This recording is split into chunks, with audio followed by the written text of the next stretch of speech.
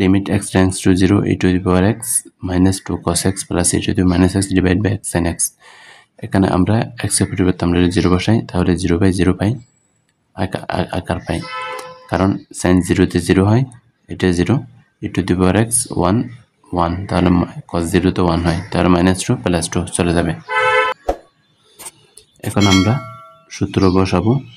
e to the power x এর সূত্র, sin x এর সূত্র, cos x এর সূত্র আমরা বসাবো। e to the power x এর সূত্র 1 + x + x² divide by 2 factorial plus x³ divide by 3 factorial -2 into cos x এর সূত্র হচ্ছে 1 - x² divide by 2 factorial plus x to the power 4 divide by 4 factorial minus up to infinity.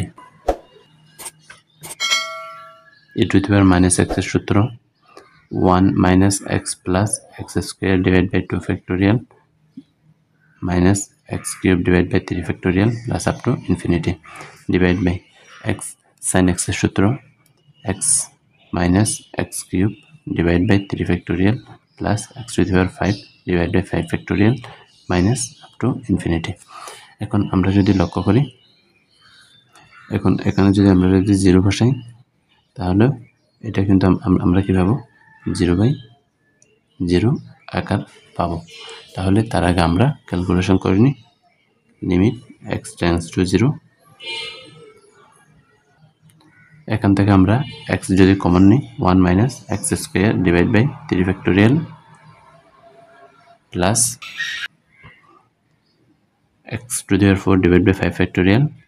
Minus up to infinity. তারপর -x plus x চলে যাবে, 1 + 1 2 plus plus plus,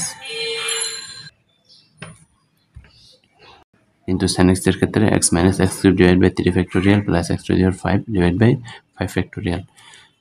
তাহলে 2 into x² divide by 2 factorial, তাহলে এটা চলে যাবে।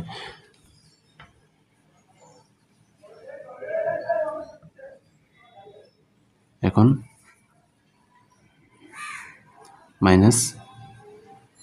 -2 minus plus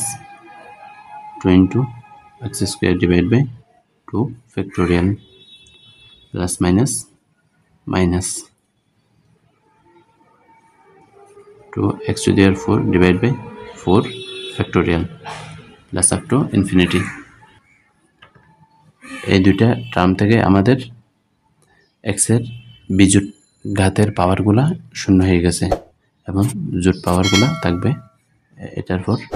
x to the power 4 divide by 4 factorial, x to the power 4 divide by 4 factorial, তাহলে দুইটা x to the power 4 divide by 4 factorial -2 2 plus minus চলে যাবে, limit x tends to 0, তাহলে 2 2 4 into x² divide by 2 factorial divide by x² 1 - x² divide by 3 factorial plus x to the power 4 divide by 5 factorial, x² চলে যাবে। এখন আমরা x এর মান বসাই,